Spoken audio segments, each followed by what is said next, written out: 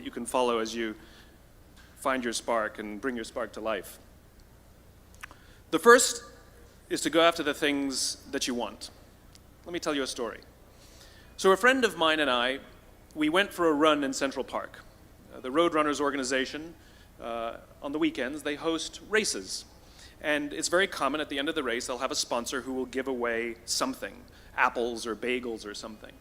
And on this particular day, when we got to the end of the run, there were some free bagels. And they had picnic tables set up, and on one side was a group of volunteers.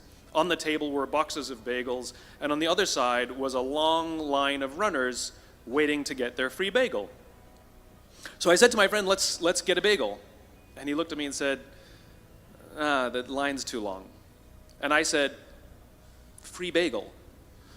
And he said, I don't want to wait in line. And I was like, free bagel. And he says, it's too long. And that's when I realized that there's two ways to see the world. Some people see the thing that they want, and some people see the thing that prevents them from getting the thing that they want. I could only see the bagels. He could only see the line. And so I walked up to the line. I leaned in between two people, put my hand in the box, and pulled out two bagels. And no one got mad at me, because the rule is you can go after whatever you want. You just cannot deny anyone else to go after whatever they want. Now, I had to sacrifice choice. I didn't get to choose which bagel I got. I got whatever I pulled out, but I didn't have to wait in line. So the point is you don't have to wait in line. You don't have to do it the way everybody else has done it. You can do it your way. You can break the rules. You just can't get in the way of somebody else getting what they want. That's rule number one. Rule number two. I like this one. In the 18th century, there was something that spread across Europe and eventually made its way to America called puerperal fever, also known as the Black Death of childbed. Basically what was happening is women were giving birth and they would die within 48 hours after giving birth. This Black Death of childbirth was the ravage of Europe, and it got worse and worse and worse over the course of over a century. In some hospitals, it was as high as 70% of women who gave birth who would die as a result of giving birth. But this was the Renaissance. This was the time of empirical data and science, and we had thrown away things like tradition and mysticism. These were men of science. These were doctors.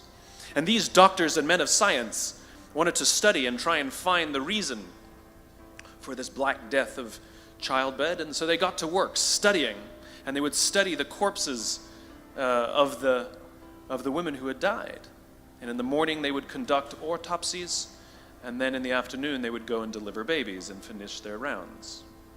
And it wasn't until somewhere in the mid-1800s that Dr. Oliver Wendell Holmes, father of Supreme Court Justice Oliver Wendell Holmes, realized that all of these doctors who were conducting autopsies in the morning weren't washing their hands before they delivered babies in the afternoon.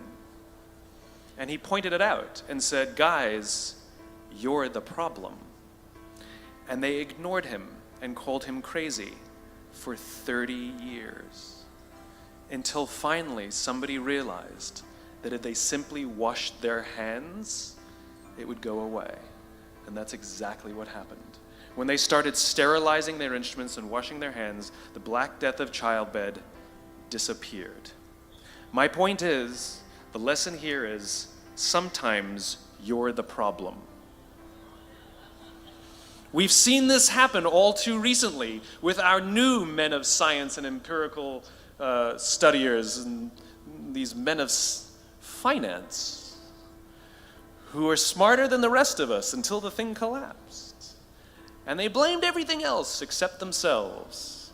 And my point is take accountability for your actions. You can take all the credit in the world for the things that you do right, as long as you also take responsibility for the things you do wrong. It must be a balanced equation. You don't get it one way and not the other. You get to take credit when you also take accountability. That's lesson 2. Lesson 3, take care of each other. The United States Navy SEALs are perhaps the most elite warriors in the world.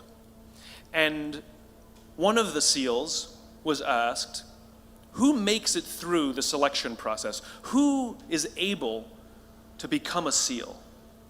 And his answer was, I can't tell you the kind of person that becomes a SEAL. I can't tell you the kind of person that makes it through BUD/S. But I can tell you the kind of people who don't become SEALs. He says the guys that show up with huge, bulging muscles, covered in tattoos, who want to prove to the world how tough they are, none of them make it through.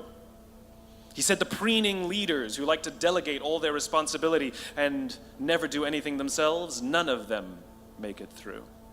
He said the star college athletes who've never really been tested to the core of their being, none of them make it through. He says some of the guys that make it through are skinny and scrawny. He said some of the guys that make it through, you will see them shivering out of fear.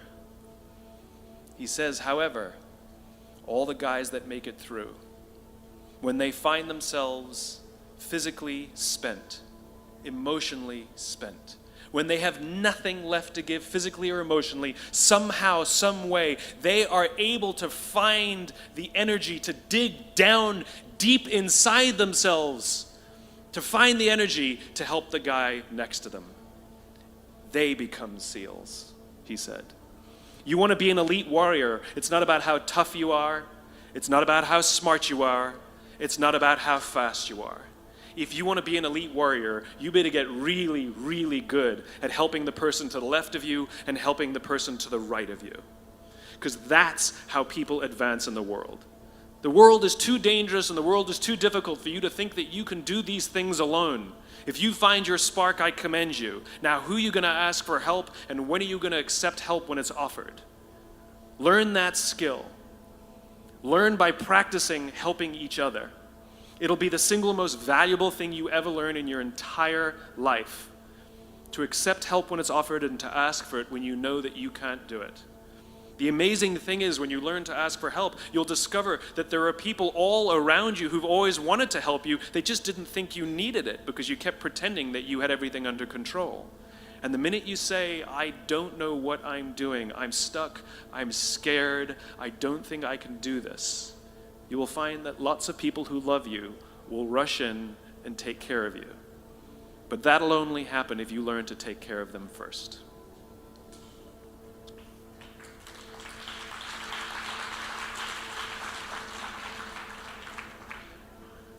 Lesson 4.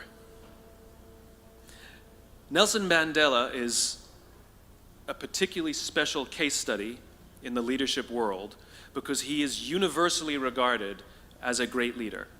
You can take other personalities, and depending on the nation you go to, we have different opinions about other personalities. But Nelson Mandela, across the world, is universally regarded as a great leader. He was actually the son of a tribal chief.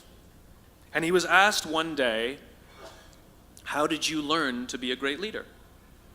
And he responded that he would go with his father to tribal meetings. And he remembers 2 things when his father would meet with other elders. 1, they would always sit in a circle. And 2, his father was always the last to speak. You will be told your whole life that you need to learn to listen. I would say that you need to learn to be the last to speak. I see it in boardrooms every day of the week. Even people who consider themselves good leaders, who may actually be decent leaders, will walk into a room and say, here's the problem, here's what I think, but I'm interested in your opinion, let's go around the room. It's too late. The skill to hold your opinions to yourself until everyone has spoken does 2 things. 1, it gives everybody else the feeling that they have been heard. It gives everyone else the ability to feel that they have contributed. And 2, you get the benefit of hearing what everybody else has to think before you render your opinion. The skill is really to keep your opinions to yourself. If you agree with somebody, don't nod yes. If you disagree with somebody, don't nod no. Simply sit there, take it all in, and the only thing you're allowed to do is ask questions so that you can understand what they mean and why they have the opinion that they have. You must understand from where they are speaking, why they have the opinion they have, not just what they are saying. And at the end, you will get your turn. It sounds easy, it's not. Practice being the last to speak. That's what Nelson Mandela did. Number 5. This is Monty Python. 1, 2, 5, 3. For all the other nerds in the audience. There's one. Number 5. My favorite one of all. True story. There was a former Undersecretary of Defense who was invited to give a speech at a large conference, about 1,000 people.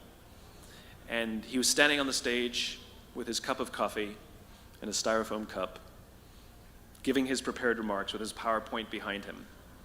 And he took a sip of his coffee and he smiled and he looked down at the coffee. And then he went off script. And he said, you know, last year I spoke at this exact same conference. Last year I was still the Undersecretary. And when I spoke here last year, they flew me here business class. And when I arrived at the airport, there was somebody waiting for me to take me to my hotel. And they took me to my hotel and they had already checked me in and they just took me up to my room. And the next morning I came downstairs and there was someone waiting in the lobby to greet me and they drove me to this here same venue. They took me through the back entrance and took me into the green room and handed me a cup of coffee in a beautiful ceramic cup. He says, I'm no longer the Undersecretary. I flew here coach. I took a taxi to my hotel and I checked myself in. When I came down the lobby this morning, I took another taxi to this venue. I came in the front door and found my way backstage, and when I asked someone, do you have any coffee? He pointed to the coffee machine in the corner, and I poured myself a cup of coffee into this here styrofoam cup. He says the lesson is, the ceramic cup was never meant for me. It was meant for the position I held. I deserve a styrofoam cup. Remember this. As you gain fame, as you gain fortune, as you gain position and seniority, people will treat you better. They will hold doors open for you. They will get you a cup of tea and coffee without you even asking. They will call you sir and ma'am, and they will give you stuff. None of that stuff is meant for you. That stuff is meant for the position you hold. It is meant for the level that you have achieved of leader or success or whatever you want to call it. But you will always deserve a styrofoam cup. Remember that. Remember that lesson of humility and gratitude. You can accept all the free stuff. You can accept all the perks. Absolutely, you can enjoy them. But just be grateful for them and know that they're not for you. I remember getting off the Acela. I took the Acela from New York to Washington, D.C. And I got off the train like everybody else. And I was walking down the platform like everyone else, and I walked past General Norty Schwartz, who used to be the Chief of Staff of the United States Air Force, the head of the Air Force.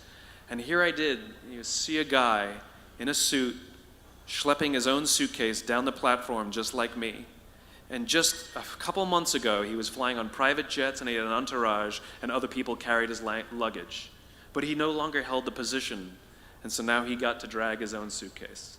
And never did it sort of remind me more that none of us deserve the perks that we get. We all deserve a styrofoam cup. It was a pleasure meeting you guys this afternoon. I was blown away by your honesty and your curiosity and your poise. And I am confident that the future is bright, despite the fact that America looks like an absolute mess right now. I am confident that the future is bright for one reason and one reason only, because you will grow up and you will be our future. Thank you very, very much, guys. You're wonderful. Let it go, make my body go. Take our bodies higher and higher.